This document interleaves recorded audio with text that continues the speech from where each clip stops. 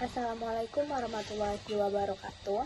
Puji syukur kehadirat Allah Subhanahu wa Ta'ala yang telah memberikan kita kesehatan dan kesempatan sehingga kita masih dapat menyaksikan video ini. Yang terhormat, Ibu Dewi Febriani, SEMSI selaku dosen pengampu mata kuliah Hukum Bisnis dan Regulasi dan teman-teman sekalian.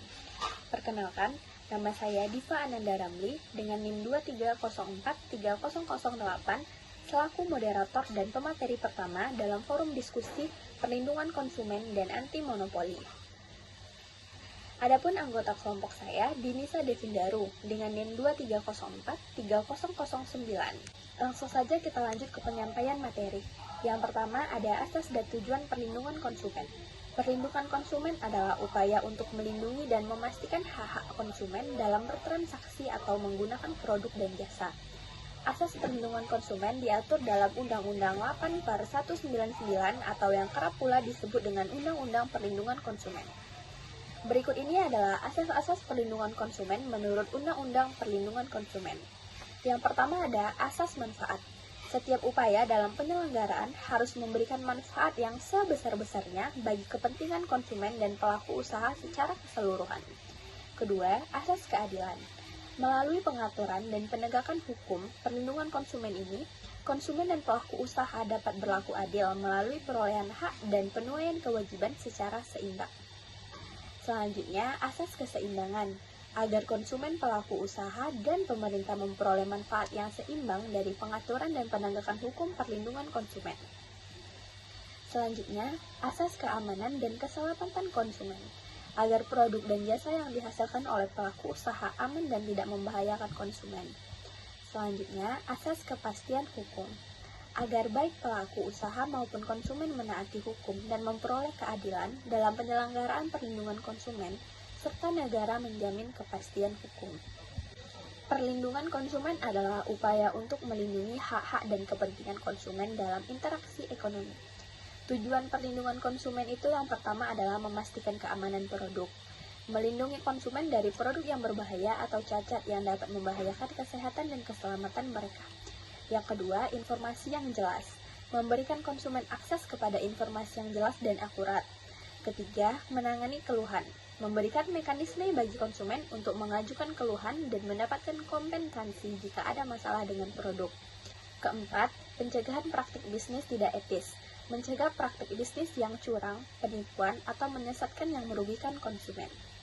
Selanjutnya, edukasi konsumen, memberikan pendidikan dan informasi kepada konsumen agar mereka dapat membuat keputusan yang bijak dalam berbelanja.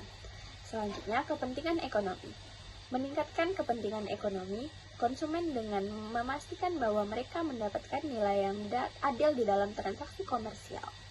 Terakhir, hak konsumen, memastikan bahwa hak-hak konsumen seperti hak untuk privasi, hak untuk dipilih, dan hak untuk aman terlindungi. Tujuan dari perlindungan konsumen adalah untuk meningkatkan kesadaran, kemampuan, dan kemahiran konsumen untuk melindungi diri, meningkatkan kualitas barang atau jasa yang menjamin kelangsungan usaha produksi barang atau jasa tersebut, kesehatan, kenyamanan, keamanan dan keselamatan konsumen, serta menciptakan sistem perlindungan konsumen yang mengandung unsur kepastian hukum dan keterbukaan informasi serta akses untuk mendapatkan informasi. Selanjutnya, sengketa konsumen. Sengketa konsumen adalah perselisihan atau permasalahan yang terjadi antara konsumen dan pelaku usaha dalam bertransaksi atau menggunakan produk dan jasa. Dalam penyelesaian sengketa konsumen, penting untuk mengetahui hak dan kewajiban konsumen dan pelaku usaha serta memahami asas-asas perlindungan konsumen yang diatur dalam Undang-Undang Perlindungan Konsumen. Berikut ini adalah beberapa hal yang perlu diketahui terkait sengketa konsumen.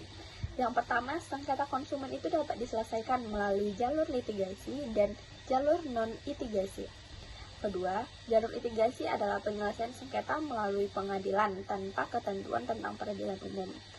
Jalur non-litigasi adalah penyelesaian sengketa di luar pengadilan, seperti melalui lembaga perlindungan konsumen swadaya masyarakat. Selanjutnya, setiap konsumen yang dirugikan dapat menggugat pelaku usaha melalui lembaga yang bertugas menyelesaikan sengketa antara konsumen dan pelaku usaha atau melalui jalur litigasi. Selanjutnya itu Badan Penyelesaian Sengketa Konsumen adalah badan yang bertugas menangani dan menyelesaikan sengketa antara pelaku usaha dan konsumen. Terakhir, Lembaga Perlindungan Konsumen Swadaya Masyarakat adalah lembaga bentukan masyarakat yang khusus menangani perlindungan konsumen yang keberadaannya diakui oleh pemerintah melalui Surat Tanda Daftar Lembaga Perlindungan Konsumen Swadaya Masyarakat. Materi selanjutnya mengenai Badan Perlindungan Konsumen. Badan Perlindungan Konsumen adalah lembaga yang ada di banyak negara untuk melindungi hak-hak konsumen. Tugas utama dari badan ini adalah menjaga agar produk dan layanan yang dikonsumsi oleh masyarakat dapat memenuhi standar keamanan dan kualitas yang sesuai. BPKN dibentuk berdasarkan Ketentuan Undang-Undang Nomor 8 Tahun 1999 tentang Perlindungan Konsumen yang disusul dengan Peraturan Pemerintah Nomor 4 Tahun 2019 tentang tugas, fungsi, dan keanggotaan BPKN.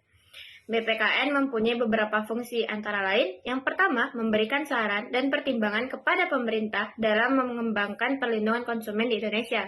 Yang kedua, mendorong berkembangnya lembaga perlindungan konsumen berbasis di masyarakat.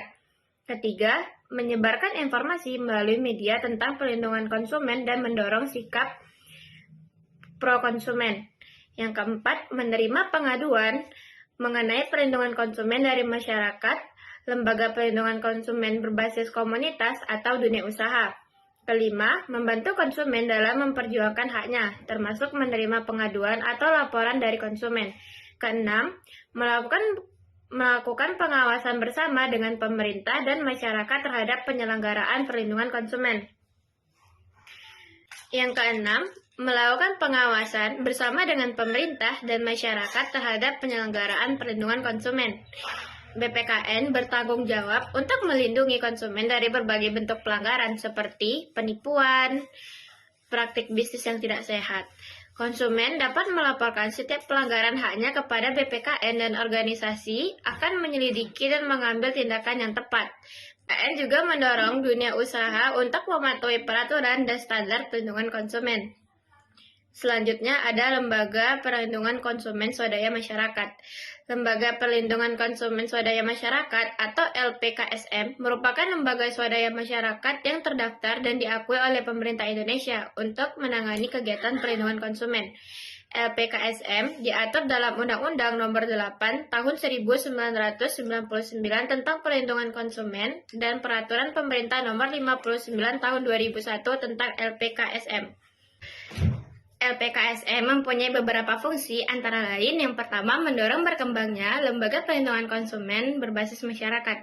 Kedua, menyebarkan informasi melalui media tentang perlindungan konsumen dan mendorong sikap pro-konsumen. Yang ketiga, menerima pengaduan mengenai perlindungan konsumen dari masyarakat, lembaga perlindungan konsumen berbasis komunitas atau dunia usaha. Yang keempat, memberikan saran kepada konsumen bagi yang memerlukannya. Yang kelima, melakukan pengawasan bersama dengan pemerintah dan konsumen dan masyarakat terhadap penyelenggaraan perlindungan konsumen. Yang keenam, bekerja sama dengan instansi terkait untuk bertukar informasi mengenai perlindungan konsumen, memantau barang dan jasa yang beredar, dan memberikan edukasi kepada konsumen. Yang terakhir, mengadvokasi konsumen untuk memperjuangkan hak-haknya baik secara individu maupun kelompok. Selanjutnya ada contoh kasus. Beberapa contoh kasus melibatkan yang pertama produk cacat. Konsumen dapat melaporkan produk yang cacat atau berbahaya kepada Badan Perlindungan Konsumen jika merasa produk tersebut membahayakan mereka. Yang kedua, penipuan atau praktik bisnis yang tidak etis. Konsumen dapat mengajukan keluhan terhadap perusahaan yang terlibat dalam penipuan dan bisnis usaha yang tidak etis.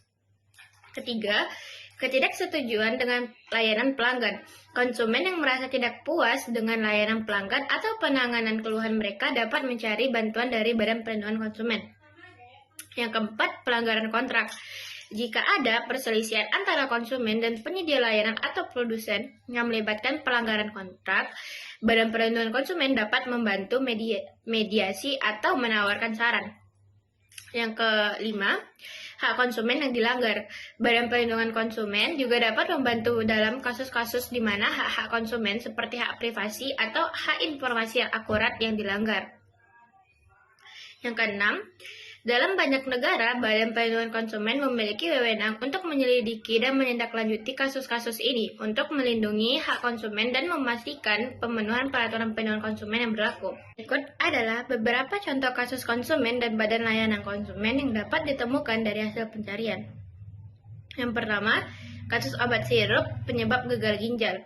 Pada November 2022, anggota Komisi 6 DPR RI, Tommy Kurniawan, menilai Badan Perlindungan Konsumen Nasional atau BPKN kurang serius dalam melindungi konsumen dalam kasus obat sirup yang menyebabkan gagal ginjal.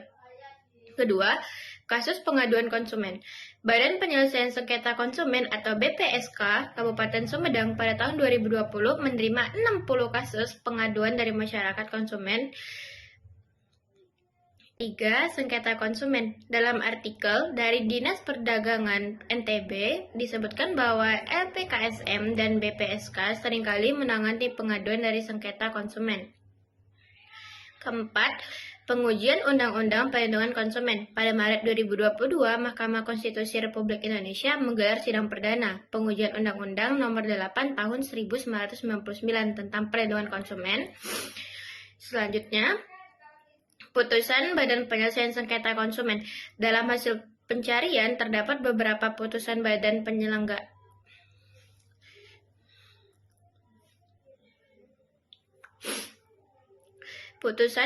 Penyelesaian Sengketa Konsumen.